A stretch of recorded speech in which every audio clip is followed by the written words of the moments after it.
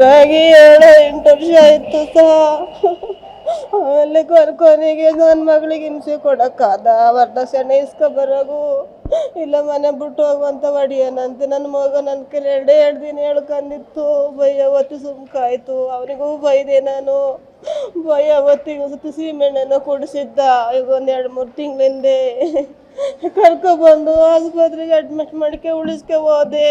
ಇನ್ನೊಂದ್ಸತಿ ನಮ್ಮ ಅಕ್ಕರ ಮನೆಗೆ ಹೋದ್ಲು, ಅಲ್ಲೂ ಕರ್ಕೊಬಂದ ಅವನು, ಅಲ್ಲಿಂದ ಬಂದನು ಮತ್ತೆ ಅವಳಿಗೆ ಅವಾಗ ಹಿಂಸೆ ಕೊಟ್ಟು ಮಗ ಇಬ್ರು ಸೇರ್ಕೊಂಡು ನನ್ನ ಮಗಳಿಗೆ ಚಿತ್ರ ಹಿಂಸೆ ಕೊಟ್ಟು ನಿನ್ನೆ ದಿನ ಹಗ್ಗ ಹಾಕಿ ಬಿಗ್ದು ಜೀವ ಕಳೆದನೆ ಮಗಳಿಗೆ ನಾಯ ಕೊಡಿಸಿ 2 ಮಕ್ಕಳು ಬೀದಿ ಪಾಲು ಮಾಡಿ ಹೋಗಿದ್ದಾಳೆ. ಹೌದು ಲವ್ ಮ್ಯಾರೇಜ್ ಆಗಿ ಅವ್ರ ಮದುವೆ ಮಾಡ್ಕೊಂಡಿದ್ದ ಅವನೇ ಹೋಗಿ ನಮ್ಮ ಮನೆಗೆ 1 ವರ್ಷ ಬಂದಿರಲಿಲ್ಲ. ಆಮೇಲೆ ಅವ್ರವರೇ ಬರೋಕ್ಕಾದ್ರು 2 ಮಕ್ಳು ಅರಿಕೆನೂ ಮಾಡಿದೆ. ಅವನಿಗೆ ಆಕ್ಸಿಡೆಂಟ್ ಆಯಿತು. ಅವಾಗಲೂ 40-50 ಸಾವಿರ ಖರ್ಚು ಮಾಡಿ ಉಳಿಸ್ಕೆ ಬಂದಿದ್ದೆ ನನ್ನ ಮಗಳಿಗೆ ಗಂಡಾಗಿರ್ಲಿ ಅಂತ. ಈ ಬೇವರ್ಸಿ ನನ್ನ ಮಗಳನ್ನೇ ಜೀವ ಕಳೆದ್ಬಿಟ್ಟ.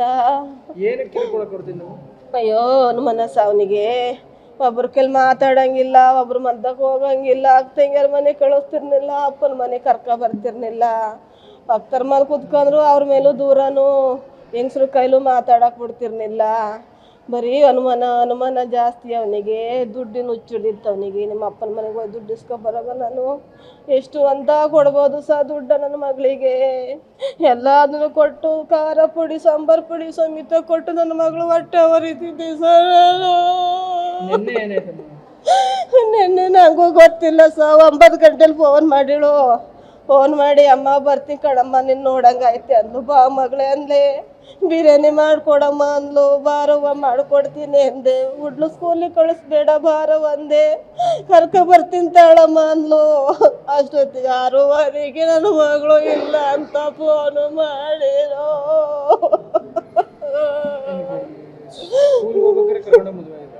ಹೌದು 8ನೇ ಕ್ಲಾಸ್ ಓದ್ತಿತ್ತು ನನ್ನ ಮಗ. ಅವಾಗಲೇ ಕರ್ಕೊಂಡು ಹೋಗಿ ಮದುವೆ ಮಾಡ್ಕೊಂಡ 16 ವರ್ಷಕ್ಕಯ್ಯ. 16 ವರ್ಷಕ್ಕೆ ಮದುವೆ ಮಾಡಿ 23 ವರ್ಷಕ್ಕೆ ಕಳಿಸ್ತಾ ಇದ್ವಿ ನನ್ನ ಮಗಳ.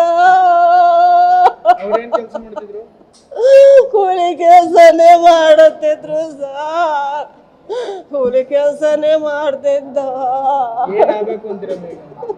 ನನ್ನ ಮಕ್ಕಳಿಗೆ ನ್ಯಾಯ ಕೊಡಿಸಿ ಅವನ ಜೀವ ಶಿಕ್ಷೆ ಕೊಡಿಸಿ ಅವನಿಗೆ ಅವನ ಜೀವ ಮಾತ್ರ ಬಿಡಬೇಡಿ. ನನ್ನ ಮಗಳು ಹೆಂಗ್ ಕಳ್ದಾನೆ ಅವನು ಹಂಗೆ ಸಾಯ್ಬೇಕು. ನನ್ನ ಮಗಳು ಜೀವ ಕಳ್ದ ಬೇಡ ಅಂತ ಬಿಟ್ಟಿದ್ರು ನನ್ನ ಮಗನ ಸಾಕಂತಿದ್ದೆ. ನನ್ನ ಮಕ್ಕಳ ಸಿರಂಡಿಗೆ ಕೆಡವಿ ಹೋದಳು. ಅದೇನೆ ಕೇಳ್ಬೇಡಿ ನನ್ನ ಹೆಸರು ಗೌರಮ್ಮ.